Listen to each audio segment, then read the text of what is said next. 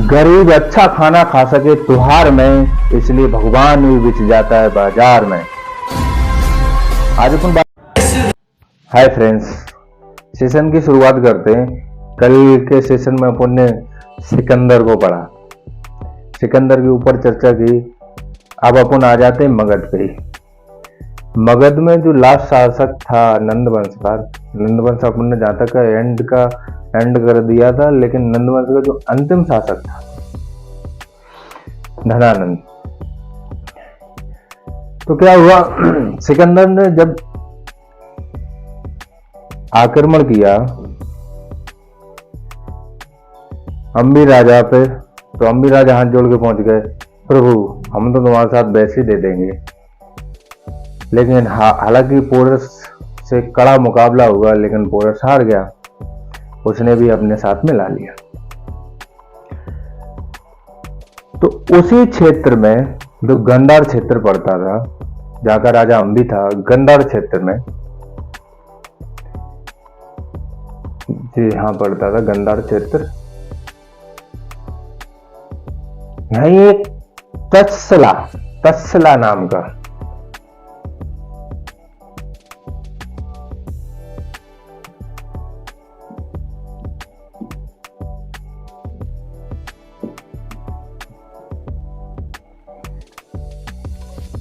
तत्सला नाम का एक महाविद्यालय था, जो एक गुरुकुल था। और उसके जो प्रोफेसर होते हैं, जो हेड प्रोफेसर होते हैं, वो थे चाणक्य।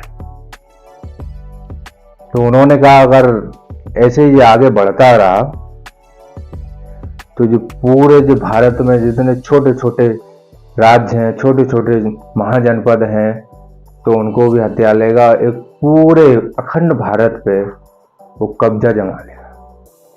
तो यहां से दौड़े दौड़े, गंधार से दौड़े दौड़े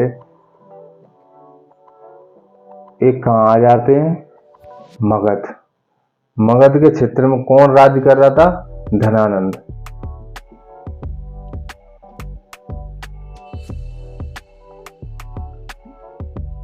जब आते हैं, जब सुरक्षा बलों से उनकी बात होती है, वो अंदर धनानंद तो भैया मदरापान में मस्त, ऑर्केस्ट्रा बज रहा है, नचनियां नाच रही हैं। तो एक लंपट, एक मूर्ख, एक दुरात्मा व्यक्तियों में या राजाओं में उसकी गिनती की जाती।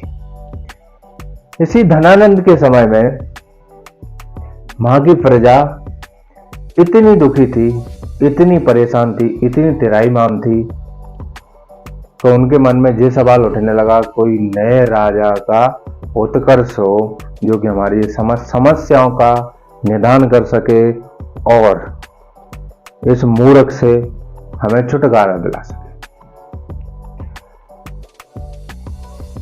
तो सुरक्षा बलों से निकलते हुए, गेट से निकलते हुए अंदर जहां राज्यसभा में वो सभा चल रही थी, जो नचनियों का ऑर्केस्ट्रा चल रहा था, वहां जाके चाणक्य पहुंच गए। और चाणक्य ने अपना पूरा डिटेल मैप समझाया कि वो यहाँ से सिकंदर गंधार से होते हुए पोरस को जीत लिया, अगर आप ऐसे ही आगे बढ़ता रहा तो आपके राज्य पर भी आक्रमण करेगा, आपके पास अभी बहुत बड़ी सेना है, अगर आप मदद करोगे तो सिकंदर जरूर ही हार जाएगा। और जब सिकंदर हार जाएगा तो कोई परेशानी ही नहीं है, अपना जो अखंड भारत है वो सुरक्षित बचा रहेगा, जो छोटे छोटे राज्य उन्हें परेशानी नहीं आई। आपको हमें ये वचन देना होगा कि हमारी मदद करोगे। तो वो तो दारू में धुत था, उसकी बुद्धि वैसे खराब हो गई, बुद्धि खराब हुई, कहां से जी आ गया सन्यासी। और सन्यासी वगैरह जो होते हैं, जो टीचर वगैरह होते हैं, उन्हें नाच गानों से, नचनियों से और कैटाओं से क्या मतलब। आजकल के कुछ हम टीचरों को देखते हैं, वैसे चक दिवस होता है, अगर कोई फंक्शन होता है, उनका बर्थडे होता है, तो भैया शिक्षिकाएं स्टूडेंट्सों के साथ डांस कर रही हैं। अरे तुम शिक्षिका हो, अगर डांसर ही हो तो बम्बई चली जाओ, बम्बई में करो ना डांस जाके। हर एक चीज के लिए एक निर्धारित समय, एक निर्धारित जगह होती है। आपके फैमिली में कोई फंक्शन है तो उसमें करो ना जाके। अब स्टूडेंटों के साथ डांस करने क्या, और नई नई कलाएं दिखा रही हैं, सब नए स्टेप करके दिखाएंगे, हमें ये भी आता है। अरे ये भी आता है तो एक जगह होती है, वो तुम्हारे स्टूडेंट शिष्य हैं और तुम गुरु हो उनके। तो घनानंद खड़ा होता है अपने सिंहासन पे से और चाणक्य महाराज को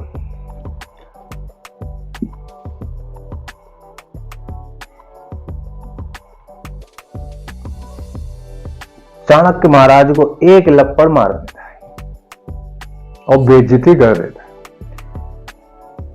चाणक्य महाराज खड़े होकर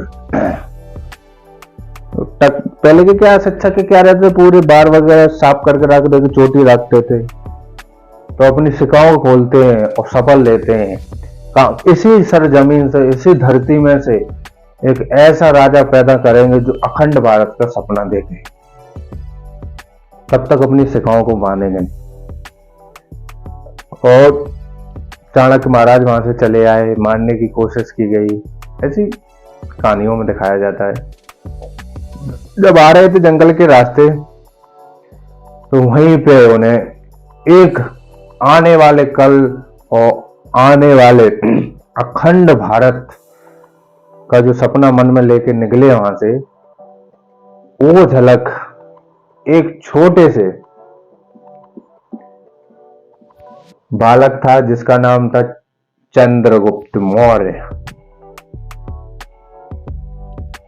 बताते हैं कोई नाटक खेल रहा था वहां पे वो, तो इनकी फारक नजर तेज थी, उन्होंने निगाह दी, कहा भैया ये राजा बनने के योग्य है, और चले जाते हैं, लौट के आते हैं गांधार। गांधार आ जाते हैं तो गांधार आके क्या करते हैं,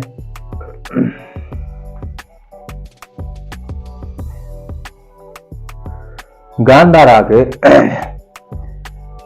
अब उनने कहा आगे बढ़ेगा, ये तो साले नशे में, घनानंद तो नशे में इस टाइम ऑर्केस्ट्रा बजा रहा है, तो पूरे राज्य को, पूरे भारतवर्ष को गुलामी का सामना करना पड़ेगा, बड़ा कठिनाइयों का सामना करना पड़ेगा।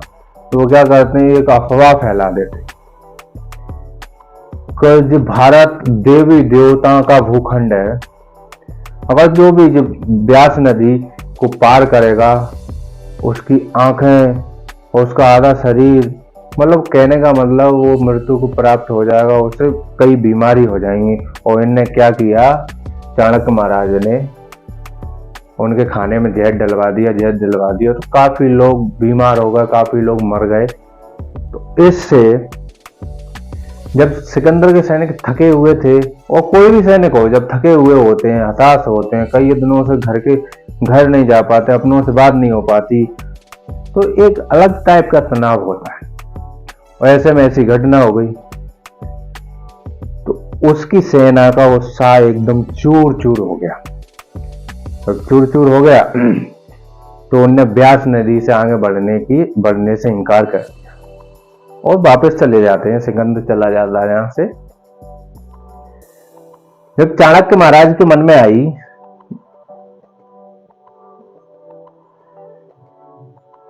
का हम जब महान सिकंदर जैसे राजा को ग्रेट सिकंदर बोलते, उसे हम वापस भगा सकते हैं, तो हम इस घनानंद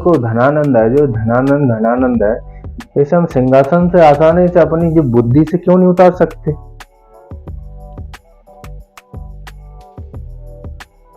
तब उनके मन में विचार आया कि ऐसा एक बालक टकराया था जो कि राजा का नाटक कर रहा था, जाके उससे मिलते हैं और कहते हैं कि आगे तुम्हें हम राजा बनाएंगे। तो बच्चे रहते इतना समझ में नहीं आता, धीरे धीरे उनने अपनी ज्ञान और विद्या से उसे उस योग्य बना दिया। जब नशे में धनानंद धुत था और प्रजा पर चारों तरफ तराई माम थी, चाणक्य की सहायता से कुछ और सैनिक थे, कुछ और लोग थे जो परेशान थे, जो सताए हुए थे, उनकी सहायता से धनानंद का वध कर दिया जाता है। और यहाँ एक नए डायनेस्टी, नए वंश की उसका चंद्रगुप्त मौर्य नाम था, तो मौर्य वंश की स्थापना होती है।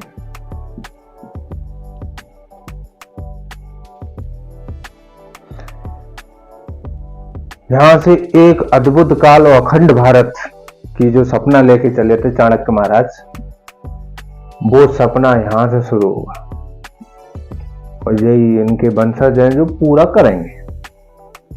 यहीं पे अपना सेशन समाप्त करते हैं। अगला सेशन जो करेंगे उसमें अपन मौर्य वंश पर चर्चा करेंगे। जय हिंद।